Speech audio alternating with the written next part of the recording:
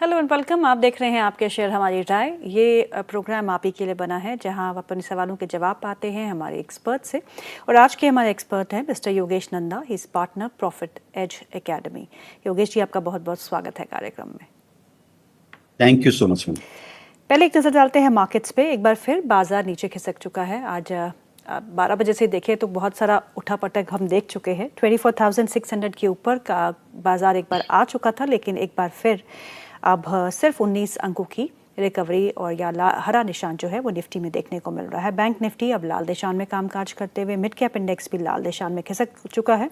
तो एक बहुत ही सीमित दायरे का कारोबार है, क्योंकि जीएसटी काउंसिल की बैठक अभी आज 2 दिन की बैठक आज से शुरू हो चुकी है। वहाँ से क्या निकल के आता है, सबकी नज़र उसी पे होगी, क्योंकि वो एक इम्पॉर्टेंट ट्रिगर बन सकता है मार्केट्स के लिए, कंजम्पशन ड्राइव के लिए। तो उसके चलते हुए बाजार में एक रेंज बाउंड मोमेंटम है। उठापटक एक छोटी सी रेंज में सुबह से ही हमको बाजारों में देखने को मिल रही है। सो योगेश, जीएसटी से लेके कुछ अगर ट्रिगर्स मिलते हैं बाजार को, क्या लगता है आपको एक बेस बना के निफ्टी, क्योंकि निफ्टी ने काफ़ी अच्छे से अपने आप को 2400 350 के लेवल से उभारा है और अब इसी दायरे के आसपास घूम रहा है, तो क्या लगता है एक ट्रिगर बड़ा बन सकता है निफ्टी के लिए?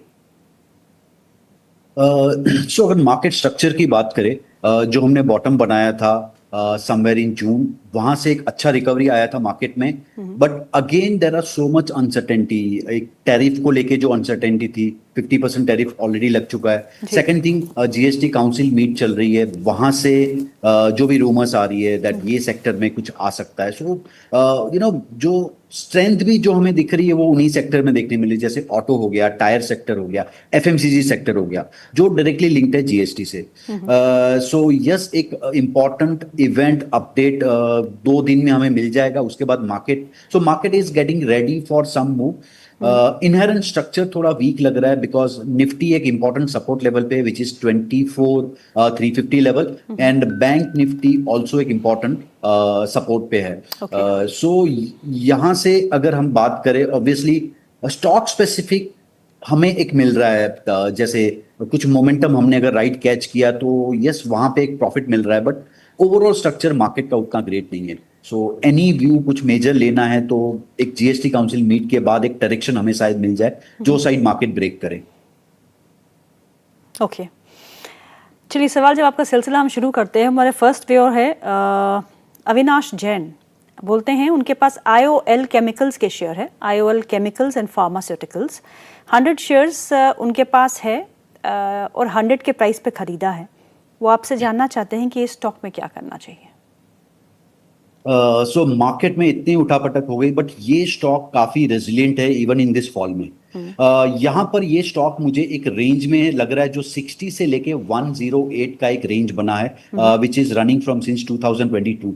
अगर ये स्टॉक 108 क्रॉस करता है तो यहाँ पे काफी अच्छे टारगेट बन सकते हैं। सो मैं इन्हें ये स्टॉक में बने रहने की सलाह दूंगा, and any pyramiding need to be done above 108 level अगर ये लॉन्ग टर्म होल्ड करना चाहते हैं। सो ये स्ट्रक्चर इज रियली गुड।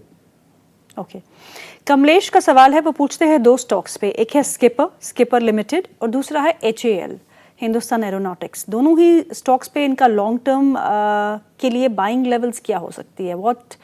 कौन से लेवल पे वो स्टॉक को खरीद सकते हैं? सो अगर हम स्किपर की बात करें, स्किपर ऑल्सो एक स्ट्रॉन्ग चार्ट स्ट्रक्चर बना हुआ है। अगर मैं कहूँ लॉन्ग टर्म लेवल के लिए, good level for skipper would be 490 के आसपास, या ये स्टॉक अगर 575 लेवल क्रॉस करता है, that would be a breakout buy level. So yes, on dips you can accumulate this stock around 490 to 500 level. Chart structure is good. H L की अगर बात करें, सो इनफैक्ट एचएएल का चार्ट स्ट्रक्चर रिसेंटली काफी, so मुझे लग रहा है ये स्टॉक एक टाइम बेस्ड करेक्शन में जा चुका है। सो शॉर्ट टर्म में यहां पर कुछ ग्रेट मूव नहीं लग रहा है। अगर ये stock bottom side 4297 level sustain कर जाता है, देयर इज पॉसिबिलिटी पुराना हाई आ सके। बट ये मुझे लग रहा है टाइम करेक्शन में स्टॉक जा रहा है। ओके, अगला सवाल ले लेते हैं। श्वेता जी का है, वो पूछती है इन्फोसिस वर्सेस परसिस्टेंट, दोनों में से एक खरीदना हो तो कौन सा एक्यूमुलेट करना चाहिए?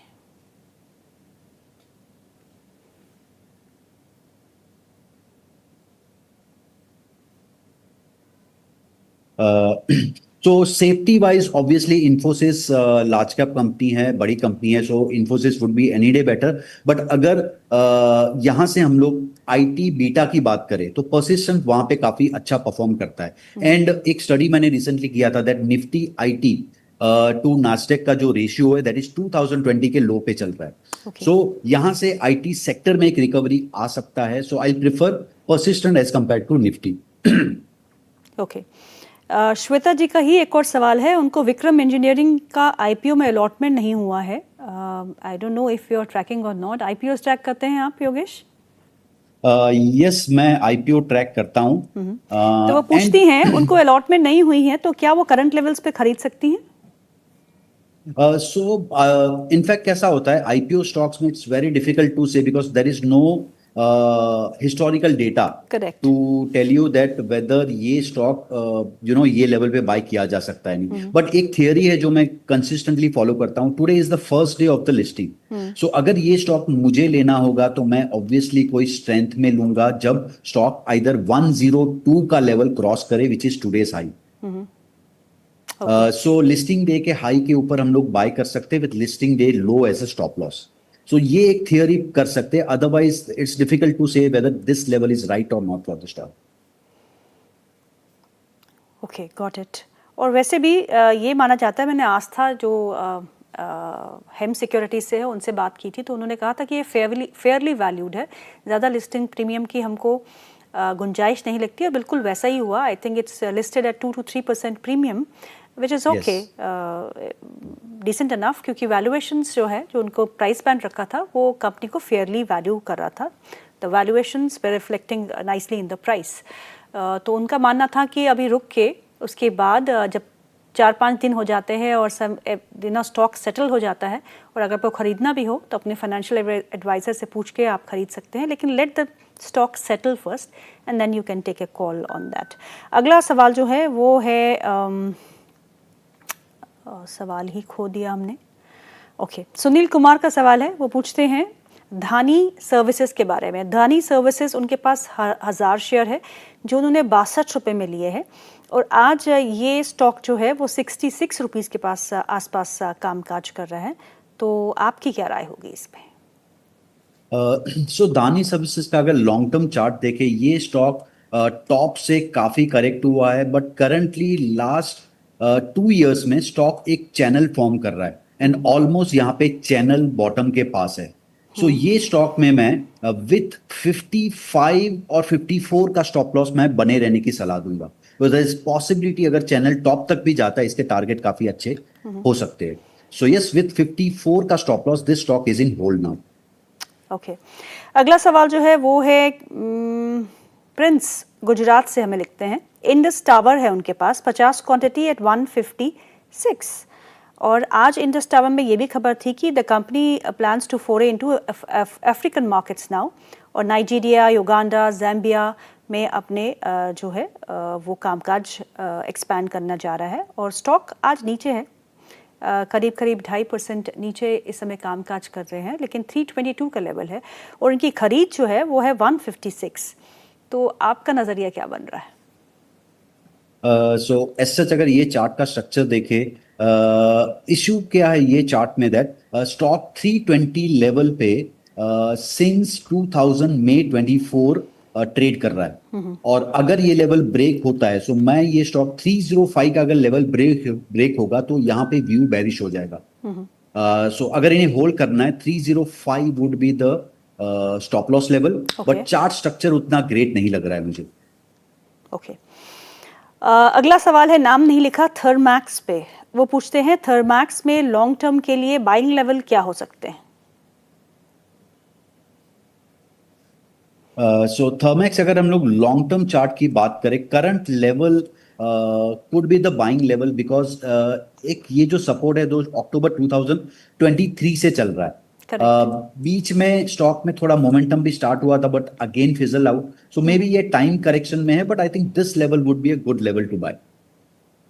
ओके निखिल अग्रवाल का सवाल है और ये सवाल है SRM कॉन्ट्रैक्टर्स पे। SRM कॉन्ट्रैक्टर्स के उनके पास 1000 शेयर है, 1000 shares at the rate of 489 और आज जो इसका भाव चल रहा है वो 468 के आसपास का है। आज भी करीबन 1.5% की गिरावट इस स्टॉक में है।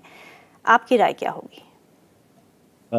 SRM contractor chart structure is really good and in fact possible है बिकॉज इसका ऑल टाइम हाई ब्रेकआउट हुआ था 430 लेवल पे, जिसके बाद स्टॉक ने 525 लेवल टेस्ट किया एंड ये ऑल टाइम हाई ब्रेकआउट का टारगेट इनफैक्ट 600 के ऊपर जा सकता है। सो यस, ये स्टॉक में मैं होल्ड करने की सलाह दूंगा।